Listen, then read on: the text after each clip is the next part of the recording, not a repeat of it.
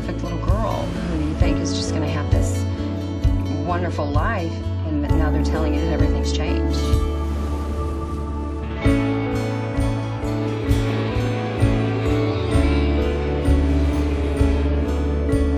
We just looked at me and said, it's gone. I just remember the fear, and I was just terrified.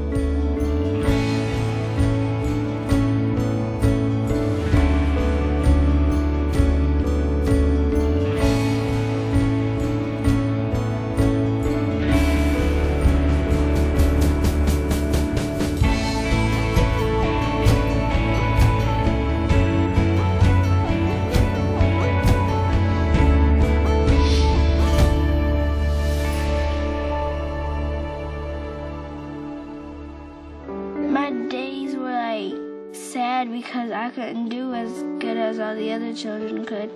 Get it, get it! I felt like I was being left out when I was running. My hopes were that I could go to a hospital and get my legs fixed so I can fit in with all the other kids. Look at, holy smokes! He's got the technique.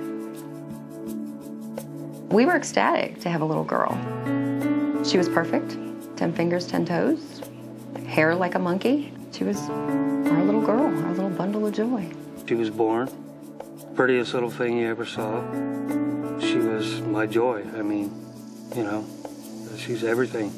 Everything went normally, and when she started to learn to walk is when we noticed that she was walking on her toes. I was thinking that it wasn't normal. It was the first time I'd ever seen a child do it, walking on her toes like that. I didn't know what to think. I took her brother in for his immunizations, and she went with, and the doctor looked at her and says, I think maybe you should take her to see a neurologist.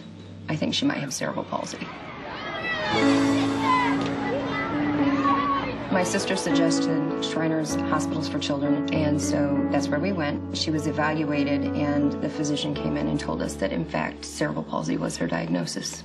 They did stretchings and castings on her that day, and she was brought home with 2 casts on her legs.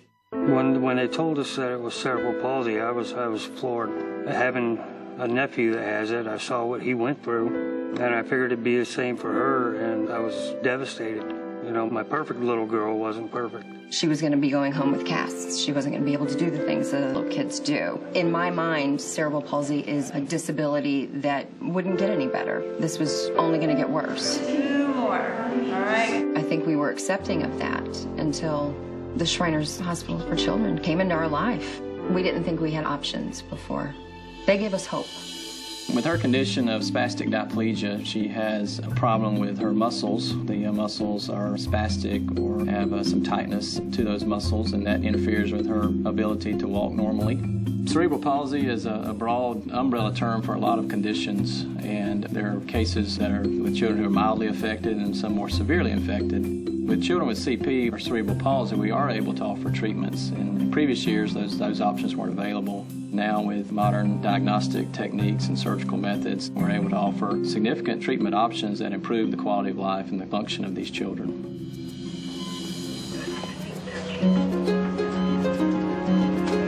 One of the advantages of coming to this hospital is our motion analysis lab. There we're able to utilize computers, video cameras, and different assessment tools to make a computer model of how each child ambulates. And based on that information and that data, we can lay out a very specific treatment plan that addresses all the different pathology that may be present. Shriners really leads the world in the use of this kind of technology. There are 12 laboratories within the 22 Shriners hospitals, and those 12 laboratories represent the largest network of motion analysis laboratories in the world. The technology is based on something that actually has become fairly commonplace today in its use in Hollywood, in motion capture, in animation, in video games. We place reflective markers. The red cameras around the room are measuring those markers as the children move. And if we've done our job right, if we put those markers in the right place, it tells us how the patient's knees, her ankles, her pelvis, how she's moving. Well, it was fun being a robot in the motion lab because I could move like a robot, and when I walked, I was acting like a robot. I honestly didn't know that she was as bad as she was until I watched the motion lab tapes. I just didn't. I guess it was my normal.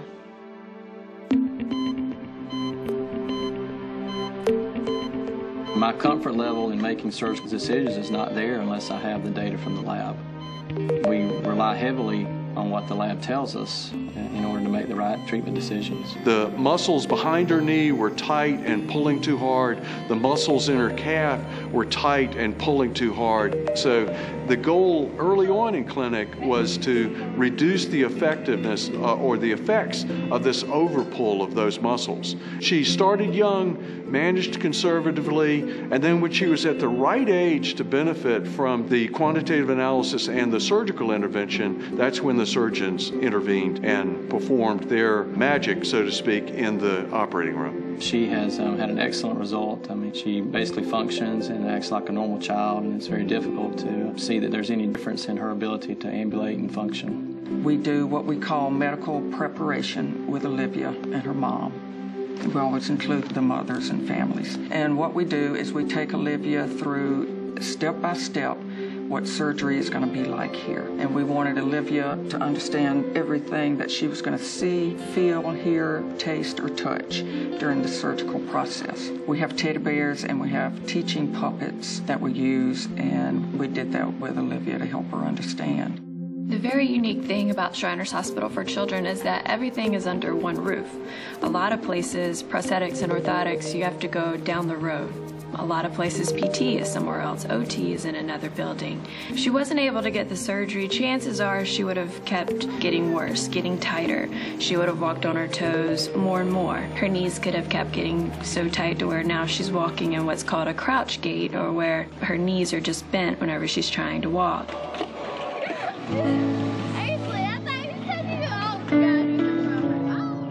She was highly motivated from the beginning. When we first saw her a couple weeks after surgery, we gave her exercises, and she was doing those exercises nonstop, where some kids that just don't have that motivation and don't have that desire to do well go home and kind of just sit on the couch, and their progress and their outcome isn't as favorable as Olivia's has been. Incredible.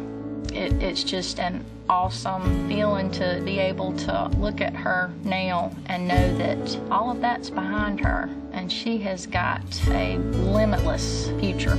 I know it was an emotional journey for them, but it's really seeing her today and looking back at you know, the things that she dealt with and the things that she's overcome. It's emotional.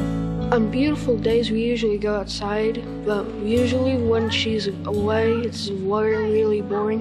So that's what it would have been like if she couldn't run and play and ride bikes and all that. It would just been horrible. I just thank Shriners Hospital for Children. I just thank them for all of their help for my sister.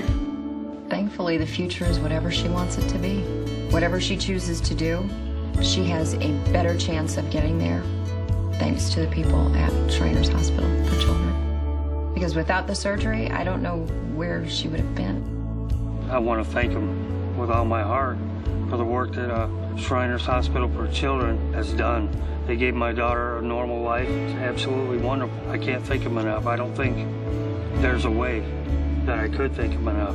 It was amazing that I can do it. Now I can run, play soccer, basketball, football, and now I can ride my bike without falling off of it. My dreams were about trying to get my legs fixed so I can fit in with all the other kids, and it came true one day.